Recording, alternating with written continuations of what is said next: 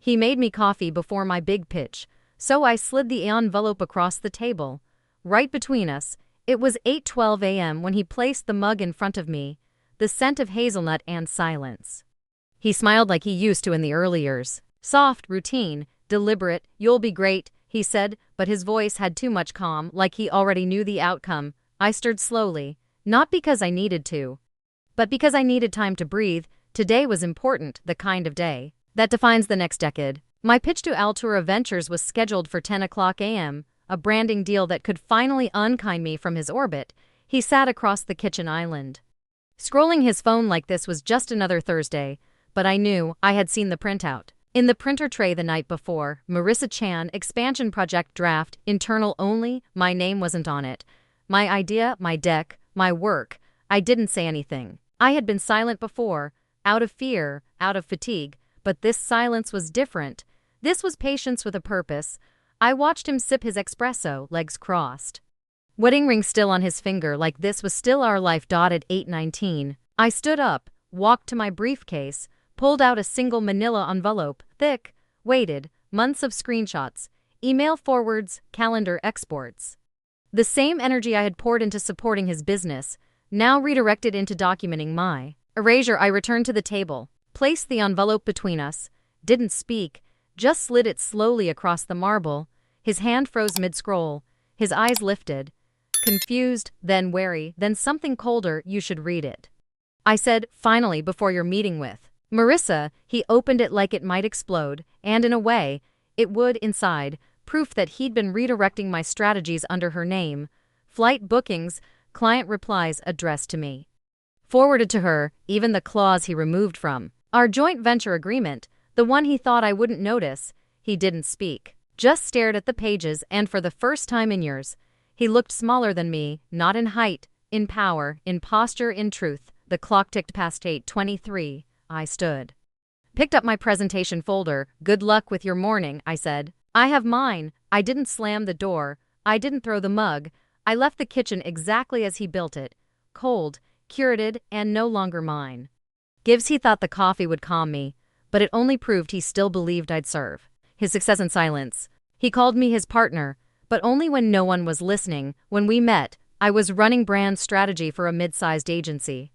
He was the rising tech mind pitching a product that didn't quite work yet. What did work was his charm, measured, polished, always 15 seconds ahead of everyone else in the room.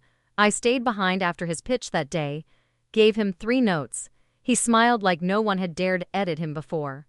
He called a week later, said, "You saw what it could be." I did, not just the pitch, the man, or who I thought he was. We dated fast, married faster. Everyone said we balanced each other. I brought structure, tone, quiet foresight. He brought vision, noise, momentum. And I believed we were building something that belonged to both of us. The first few years were good, long hours, joint planning, whispered ideas in bed. I helped him name the company, built the pitch deck that got him seed funding, wrote the taglines, designed the brand story. I never asked for credit. I thought being needed was enough. He offered me a title once, Director of Strategy. I laughed. "I'm your wife, not your employee." But I should have seen it then. He wasn't offering inclusion. He was offering containment. A corner where I could exist quietly without claiming space. When I paused my career to support his launch, he said, "Just a year, then we'll both build." 1 year became 3, then 5. By the time I wanted to restart, I had to ask for introductions to the same people I once coached him to pitch to. Still, I believed in us, in the house we bought, the dinners we hosted, the daughter we planned but didn't have. I told myself, he's under pressure. This is just a season. We're a team. At company events, he'd introduce me as Claire, my compass, but I noticed how he never said co-founder, never strategist. Just wife, as if that explained everything and nothing. The team adored him, called him visionary, but they didn't know it was my voice on the other side of his slides, my revisions, my late nights fact-checking his numbers while he slept. The further he rose, the smaller I became in his narrative, until I wasn't even background. I was omission. Someone edited out of the final cut. He told me once, "You ground me." I realize now he meant I kept him functional, like a charger, always there, expected, invisible until missing. But I wasn't a tool. I was the builder, and eventually, I'd stop rebuilding him just to watch him climb over me, gives he built an empire on my silence, forgetting that silence documents everything. He didn't stop calling me love, he just stopped looking at me when he said it. The first shift was subtle. He began traveling more, short trips, client-facing, always packed last minute. He used to call from airports. Then it became texts. Then nothing at all. He stopped looping me into team discussions, where once he'd ask for my input on campaigns. Now he just forwarded press releases after they went live, with a cold thoughts, like I was audience, not architect. One morning, I noticed our shared calendar had new entries, marked private, meetings labeled ops and creative consult. When I asked who he was consulting, he said just newer voices, you get it, but I didn't. I wasn't included. I was being translated out. I saw her name for the first time in a thank you email he left open. Couldn't have closed that deal without you, Marissa. I knew the tone. It was the same line he once said to me on the night of our launch. He bought new cologne, said it was a gift. It smelled like citrus and ambition, not the warmth he used to carry. I didn't ask who gave it to him. I already knew the answer. He came home later, ate less, listened even less. I'd talk about a new project I was pitching, and he'd nod vaguely, eyes still on his phone.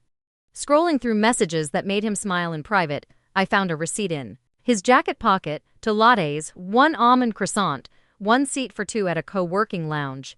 He said it was a team brainstorm. I said nothing. But I remembered the day I landed my first solo consulting gig in 3 years.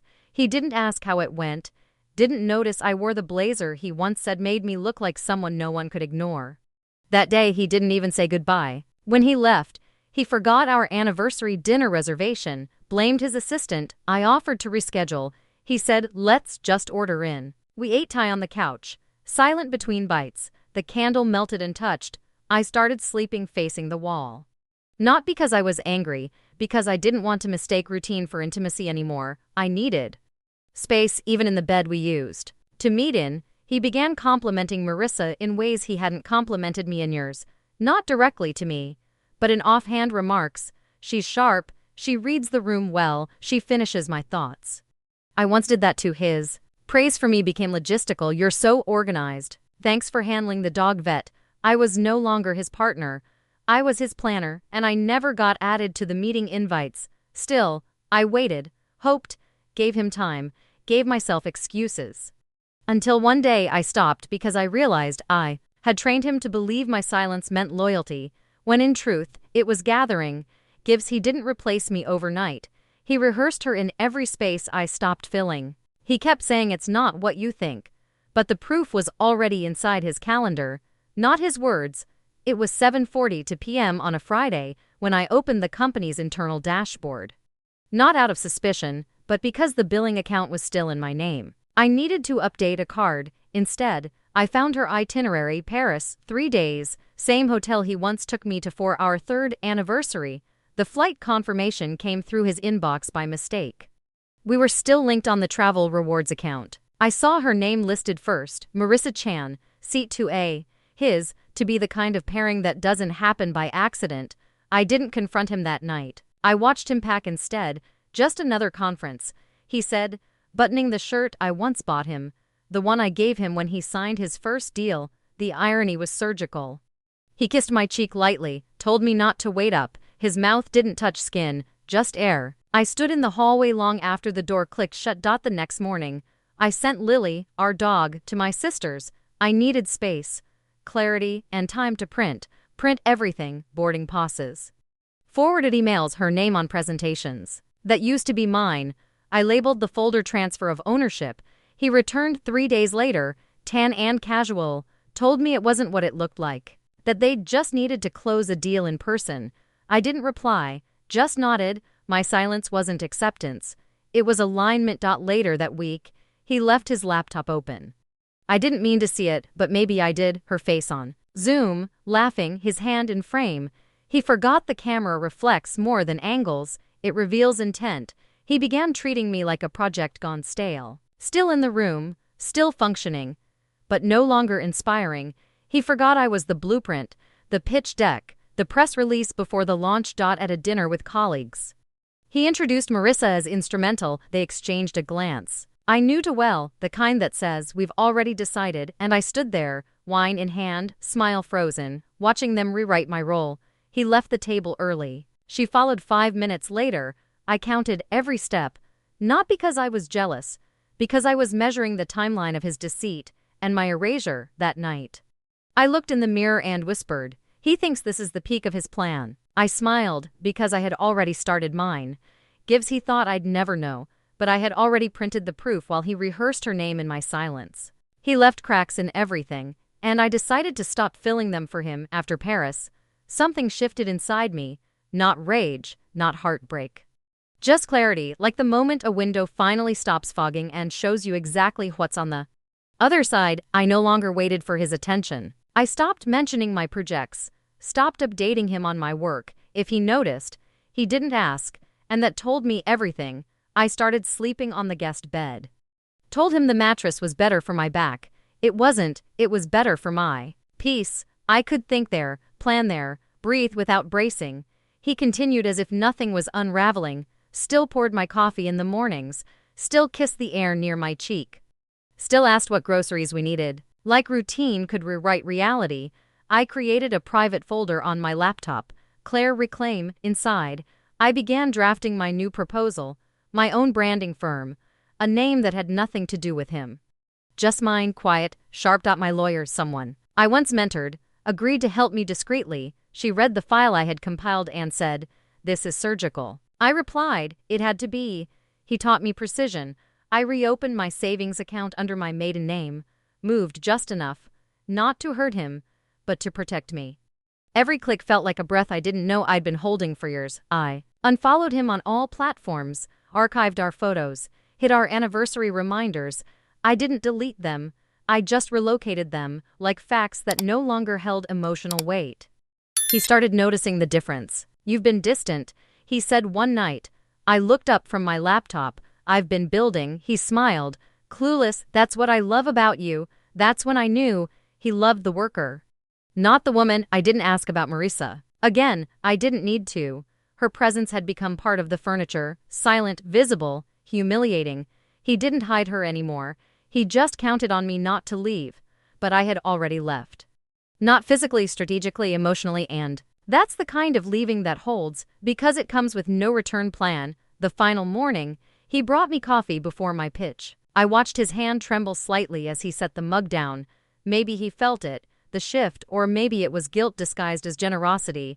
I took the mug, smiled, then reached for the envelope beside my folder. I slid it across the marble, not in anger, but in sequence. He blinked. The moment began. Gives he poured coffee like a ritual, unaware it was the last time I'd let him serve me anything. He thought I wasn't paying attention, but I was archiving the details he kept leaking. After I handed him the envelope, I left the kitchen, drove straight to my pitch. I didn't shake.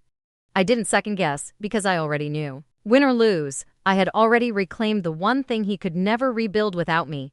His credibility. My pitch was accepted, fully. They called it unapologetically structured. I smiled.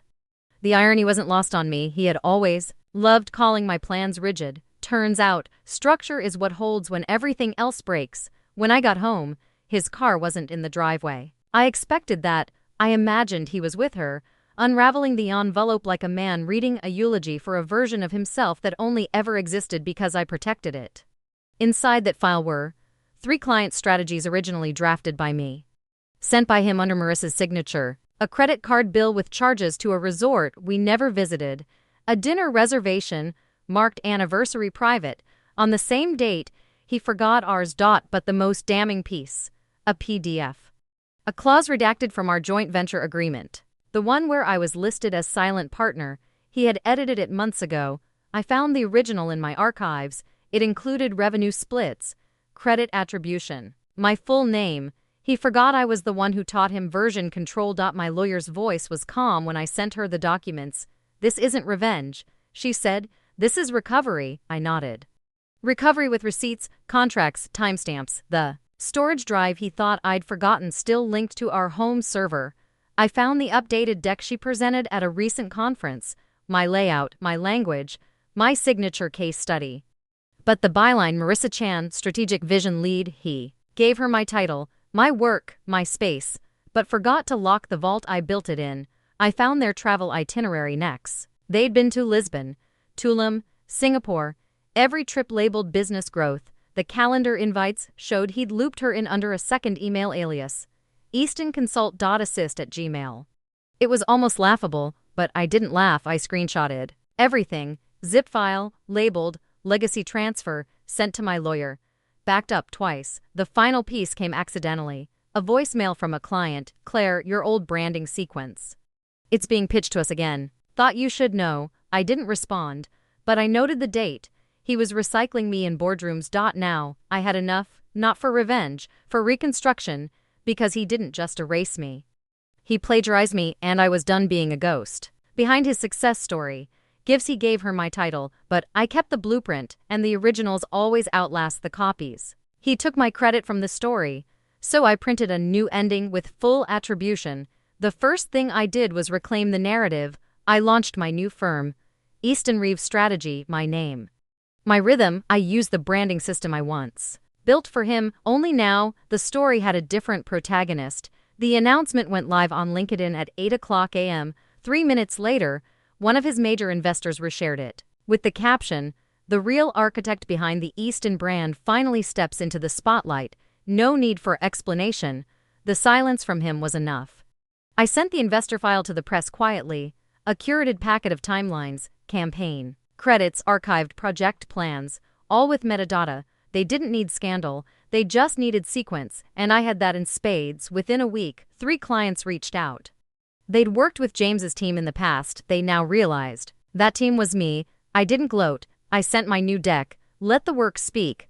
I mailed a second envelope to his office. Not legal, just symbolic. Inside, the original partnership agreement, unedited, a printed screenshot of the clause he deleted, and a sticky note, "Archived doesn't mean erased." He didn't reply. But I saw the reaction, a subtle edit to his bio on the company site. Founder remained, but the phrase "original strategy developed with early support" was quietly added. It was small, but it was submission. Marissa removed her title from "to platforms." I didn't message her. I didn't need to. When the source speaks, echoes get quieter. I locked down the last joint accounts, finalized the business division, had my lawyer send him the clean papers. Not divorce yet, just financial separation. The cover letter read, "Filed for independence." I sent no email, no final message. Just clarity and quiet extraction. I left nothing for him to weaponize. Only the empty frame where I once held everything together. At the next industry summit, I walked in alone. No ring, no +1, no shadow. And when someone asked, "Are you still working with James?" I said, "No, but he's still working with what I left behind." He tried to call once. I declined. He texted. I didn't think it would go this far. I read it, then blocked the number. It had already gone that far the moment he signed her name onto my work. He presented her as his strategist, so I printed the credits he thought I wouldn't keep. He wrote me out of the credits, so I published the truth with my name on the cover. Now, my mornings begin without waiting. I brew my own coffee, not because I have to, but because I want to. There's something sacred in preparing for yourself what you once begged to receive with care. The office I work from has my name on the glass. Clients walk in and shake my hand with intention. They don't ask about James. They don't assume I'm someone's assistant. They know who built this. I wear the navy blazer again, the one he once said made me look intimidating. That's the point. Power never needed to be softened. It just needed to be claimed. At home, I rearranged the shelves. The wedding frame is gone. In its place, a black and white photo of my first solo pitch.